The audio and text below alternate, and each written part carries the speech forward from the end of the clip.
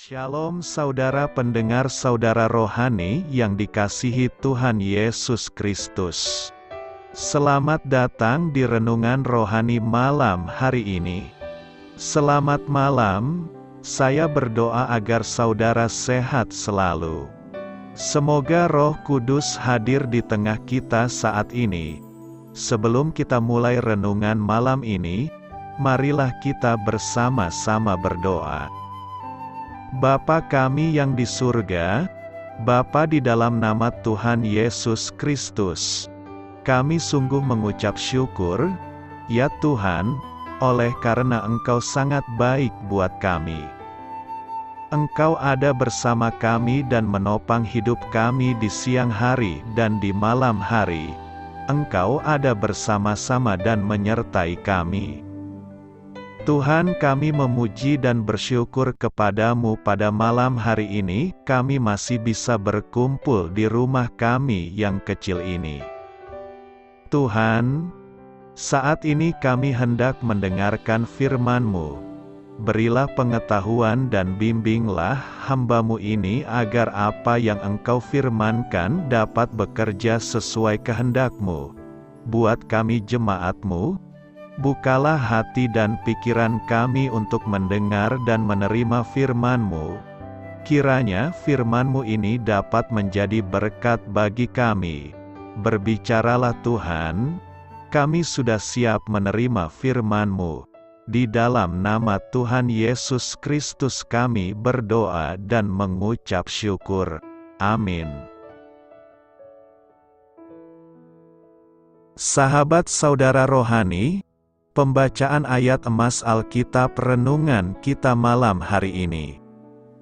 Nats pilihan kita adalah, dosa beberapa orang mencolok, demikian pun perbuatan baik itu segera nyata dan ia tidak dapat terus tinggal tersembunyi.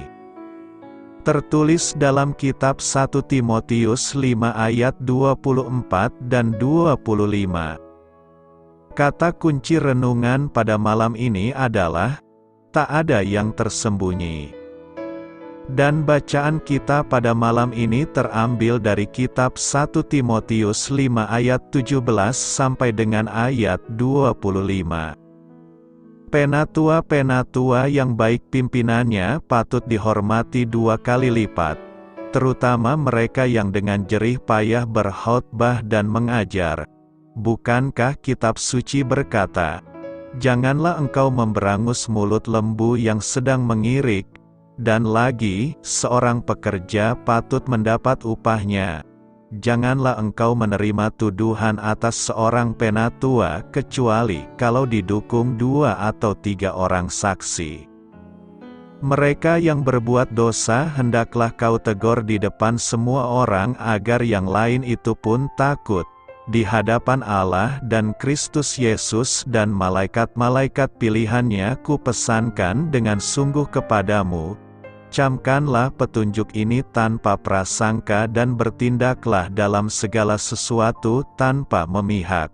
Janganlah engkau terburu-buru menumpangkan tangan atas seseorang dan janganlah terbawa-bawa ke dalam dosa orang lain. Jagalah kemurnian dirimu. Janganlah lagi minum air saja, melainkan tambahkanlah anggur sedikit. Berhubung pencernaanmu terganggu dan tubuhmu sering lemah. Dosa beberapa orang mencolok, seakan-akan mendahului mereka ke pengadilan, tetapi dosa beberapa orang lagi baru menjadi nyata kemudian. Demikian pun perbuatan baik itu segera nyata, dan kalau tidak demikian, ia tidak dapat terus tinggal tersembunyi. Terambil dari kitab 1 Timotius 5 ayat 17 sampai dengan ayat 25. Topik dari ayat emas renungan kita adalah, kejahatan atau kebaikan tidak dapat tersembunyi selamanya. Mari kita mulai renungan malam kita. Untuk memulai hal baik, serahkanlah segala sesuatu hanya kepada Tuhan. Kisah inspiratif, seorang wanita dimusuhi dan disalahpahami oleh rekan kerjanya yang iri hati kepadanya. Ia putus asa karena usahanya untuk mengklarifikasi dengan rekan kerjanya secara pribadi hanya memperkeruh keadaan. Akhirnya ia memutuskan untuk mengabaikan keangkuhan rekannya dan membiarkannya. Ia berkata, "Saya lega karena Tuhan mengetahui keadaan yang sebenarnya." Ia menyatakan kebenaran nyata yang mengingatkan sekaligus menghibur. Paulus menyatakan tak ada yang bisa disembunyikan selamanya. Ini adalah peringatan serius. Sebagai contoh, laporan berita mengabarkan tentang orang terhormat yang ditangkap karena kejahatan yang diam-diam telah dilakukannya selama bertahun-tahun. Kenyataan bahwa tak ada sesuatu pun yang dapat disembunyikan juga dapat menjadi penghiburan besar.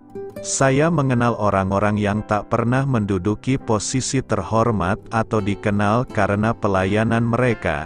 Namun, setelah mereka tiada, saya memerhatikan bahwa melalui perbuatan yang dilakukan dengan diam-diam, mereka telah menjamah hidup banyak orang dengan kata-kata ramah dan perbuatan yang menolong orang lain. Perbuatan baik mereka tidak mungkin tetap tersembunyi. Kita tak dapat menyembunyikan sesuatu pun dari Allah. Ini adalah peringatan serius. Namun ini juga merupakan suatu penghiburan besar. Karena Bapa Surgawi kita mengetahui setiap senyum yang menyemangati, setiap perkataan yang ramah, dan setiap tindakan kasih yang dilakukan dalam nama Yesus. Kelak Dia akan memberikan penghargaan kepada kita. Janganlah keras terhadap orang yang tua. 1 Timotius 5 ayat 1 berkata demikian, "Janganlah engkau keras terhadap orang yang tua, melainkan tegurlah dia sebagai bapa, tegurlah orang-orang muda sebagai saudaramu." Menghormati orang yang tua bagaikan kita menghormati orang tua kita sendiri. Sebagai orang yang lebih muda, kita harus memberi hormat kepada orang yang lebih tua dari kita. Sebagai yang lebih muda, kita boleh saja memberikan masukan, kritikan, dan bahkan teguran kepada yang lebih tua dari kita. Tetapi, cara kita memberikan masukan, kritikan, dan teguran harus dalam norma kesopanan. Berdasarkan nas hari ini, kita dapat belajar bagaimana kita memberikan masukan, kritikan, dan teguran kepada orang yang lebih tua dari kita. Pertama, kita memberikan masukan, kritikan, dan teguran tanpa merendahkan mereka. Terkadang orang menegur seseorang didasari oleh kebencian sehingga tegurannya disampaikan dengan begitu keras dan cenderung merendahkan. Sebenarnya teguran seperti ini bukan untuk memperbaiki tetapi untuk menjatuhkan. Teguran yang membangun disampaikan dengan kelembutan karena bertujuan untuk memperbaiki. Untuk itu, jangan pernah sampai melukai hati orang yang kita kritik atau tegur. Walaupun terkadang teguran sering menyakitkan, tetapi kalau disampaikan dengan santun tidak akan melukai. Jadi, bertindaklah secara arif ketika kita menegur orang lain dan jangan sekali-kali merendahkan mereka.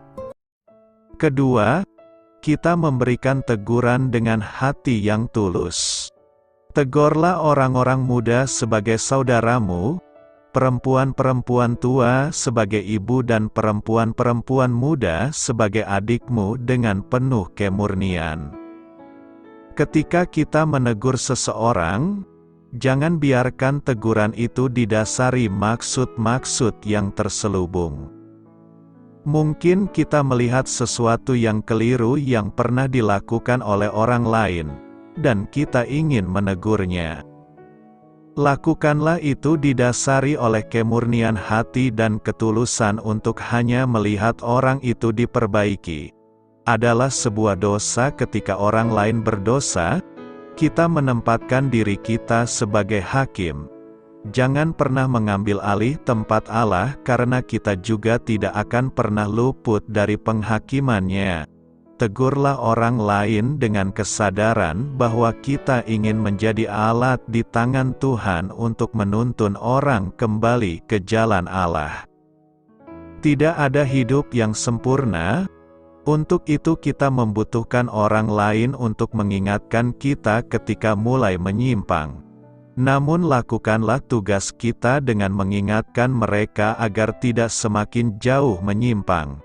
Karena kita juga membutuhkan mereka untuk menolong kita untuk tidak menyimpang dari jalan Allah.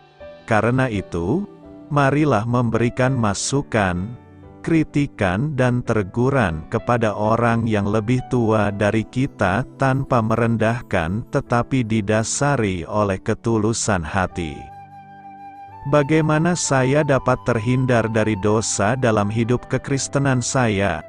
Alkitab menyatakan bantuan-bantuan berikut ini bisa membantu kita untuk terhindar dari dosa. 1. Roh Kudus.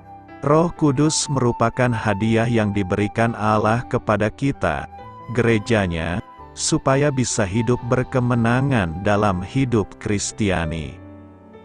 Melalui Galatia 5 ayat 16 sampai dengan ayat 25, Paulus menyatakan dengan jelas adanya pertentangan antara keinginan daging dan buah Roh Kudus.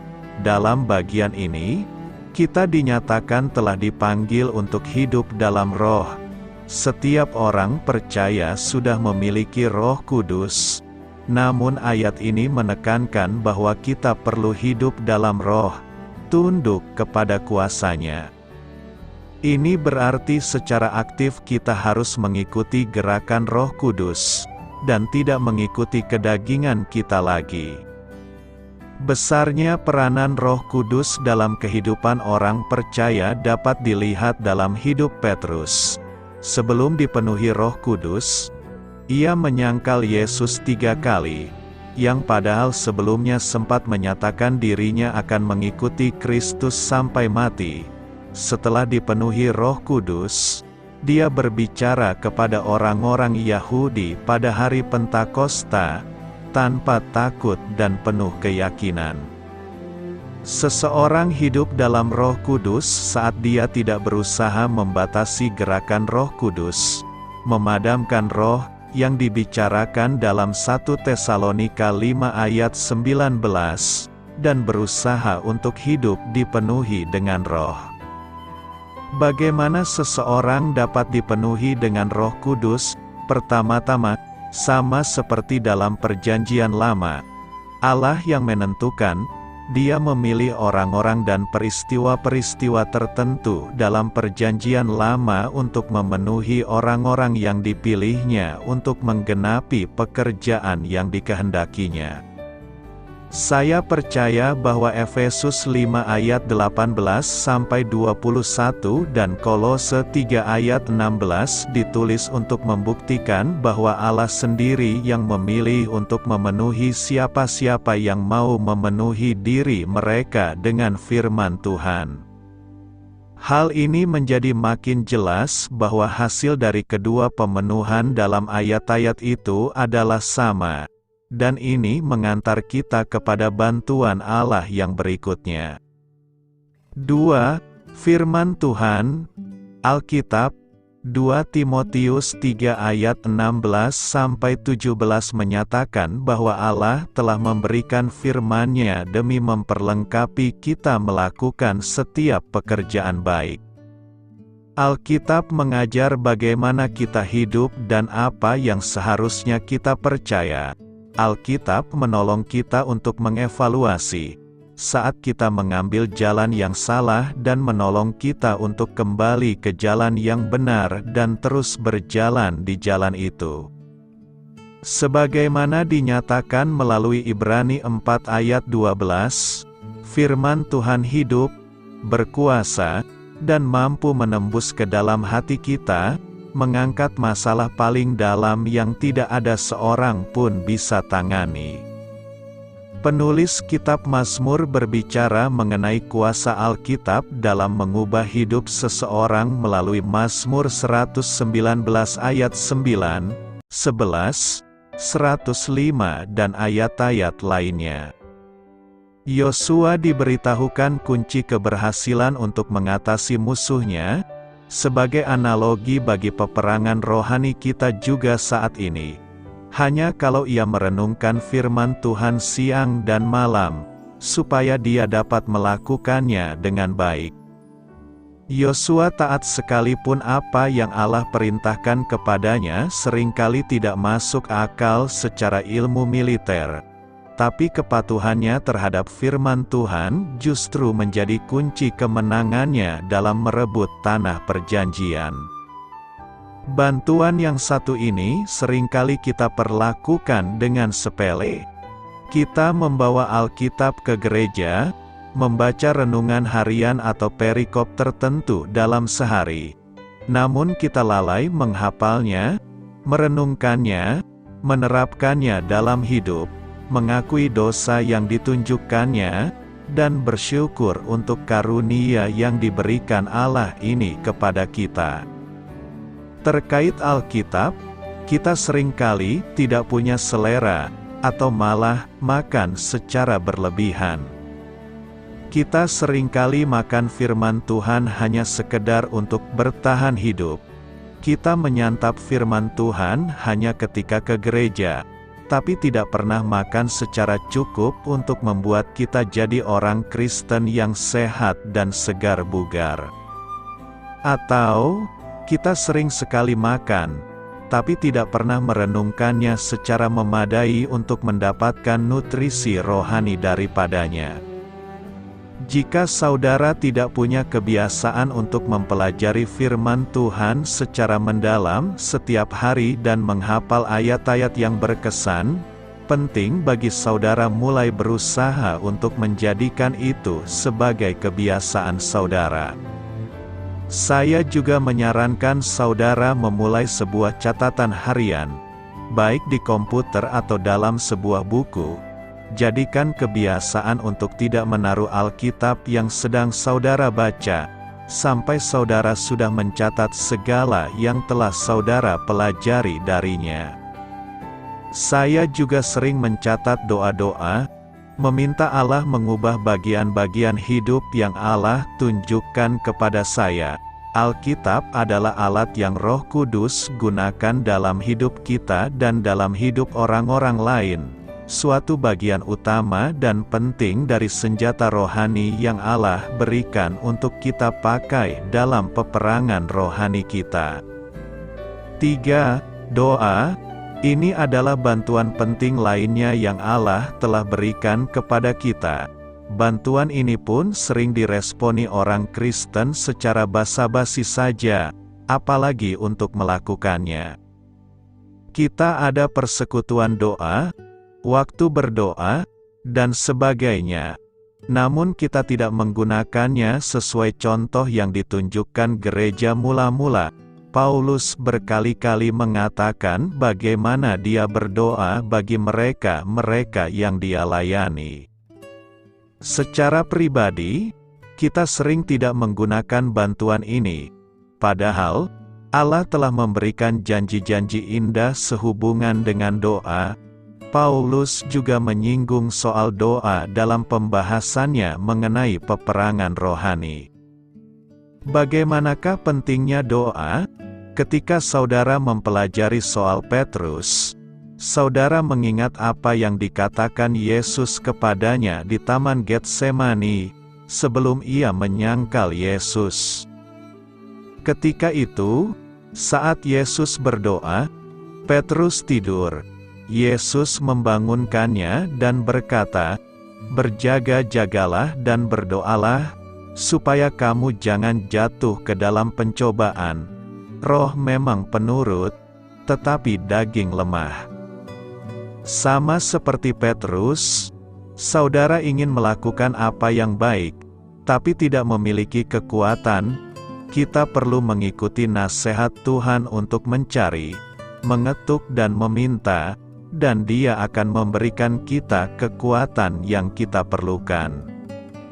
Tetapi kita tidak boleh sekedar berbasa-basi mengenai ini.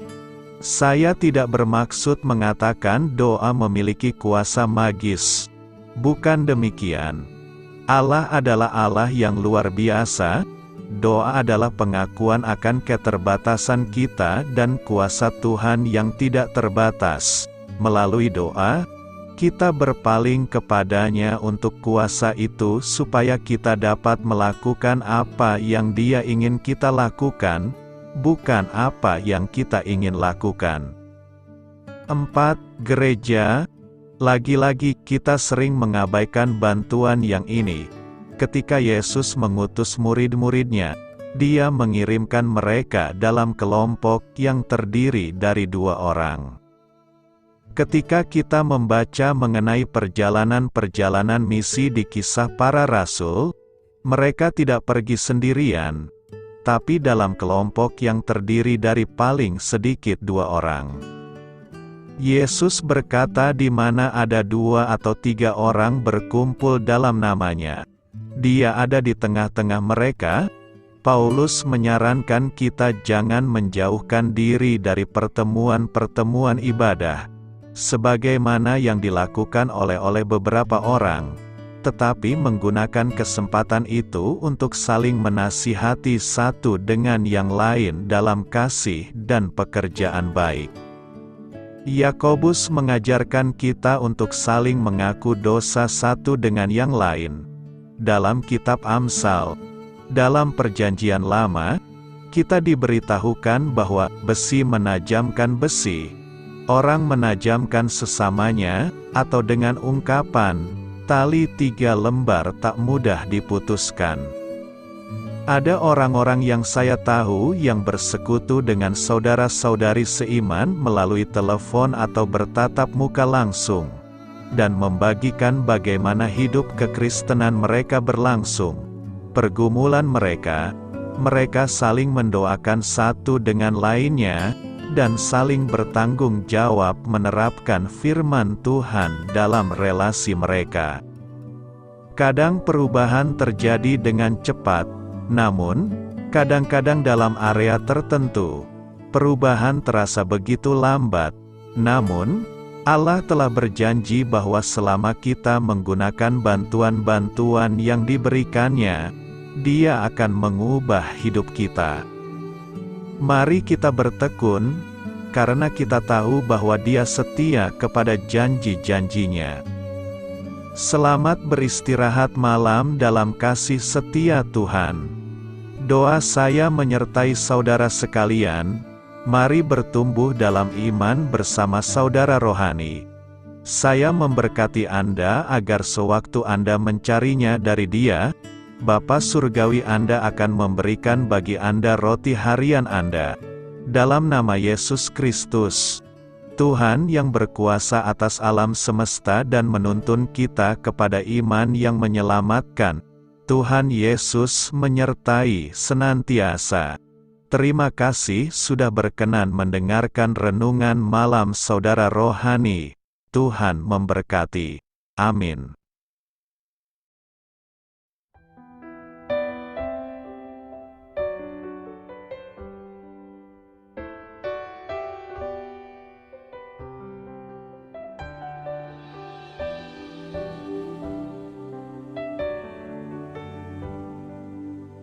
Marilah kita renungkan, sahabat saudara rohani, demikianlah renungan firman Tuhan malam hari ini.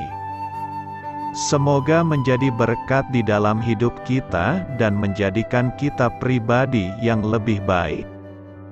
Sebelum kita beristirahat pada malam hari ini, marilah kita berdoa. Bapa kami yang di surga, Bapa di dalam nama Tuhan Yesus Kristus, kami sungguh mengucap syukur, ya Tuhan, oleh karena Engkau sangat baik buat kami. Engkau ada bersama kami dan menopang hidup kami di siang hari dan di malam hari. Engkau ada bersama-sama dan menyertai kami, ya Tuhan Yesus. Kami mengucap syukur untuk firman-Mu, ya Tuhan, yang memberikan kami kekuatan dan menyadarkan kami bahwa kami tidak perlu takut dengan gelap dan malam. Sebab Tuhan, Engkau ada bersama kami. Engkau melindungi kami dan menjadi perisai bagi kami hamba-Mu berdoa saat ini. Tuhan, untuk setiap pendengar renungan ini yang mengalami ketakutan, kecemasan, kegelisahan, pada situasi gelap dan malam hari di dalam nama Tuhan Yesus Kristus. Kuasa Tuhan melepaskan mereka dari segala ikatan roh-roh ketakutan yang mengikat mereka saat ini. Tuhan melepaskan setiap anak-anak-Mu dari segala rasa takut dan kecemasan. Di dalam nama Tuhan Yesus, segala kuasa-kuasa roh jahat, kuasa setan iblis yang mengganggu anak-anak-Mu, ya Tuhan, tolong hancurkan dan halaukan dengan kuasa-Mu. Dalam nama Tuhan Yesus Kristus, berkati setiap kami anak-anak-Mu, ya Tuhan, dan lindungilah kami. Kami aman di dalam Engkau. Ya Tuhan, penuhilah setiap hati kami dengan keberanian, damai sejahtera, dan sukacita serta ketenangan yang dari Tuhan. Berkati kami di malam hari ini, saat kami tidur dan beristirahat. Kuasa-Mu, ya Tuhan, menaungi setiap kami, memberkati dan melindungi kami. Bangunkanlah kami kembali besok pagi dengan kekuatan yang baru, tubuh yang sehat diberkati Tuhan, dan berkat-berkat yang baru Tuhan sediakan bagi kami. Terima kasih, ya Tuhan, kami sungguh mengucap syukur untuk firman-Mu yang menguatkan kami. Dalam nama Tuhan Yesus Kristus Juru Selamat kami, Bapa kami yang baik, kami mengucap syukur dan berdoa haleluya. Amin. Biarlah firman Tuhan menjadi pengingat untuk kita semua, bahwa tuntunan dari Roh Kudus akan selalu memberi jalan keluar bagi setiap permasalahan hidup kita, dan memberi kedamaian di hati kita. Amin. Sampai jumpa di renungan malam saudara rohani berikutnya.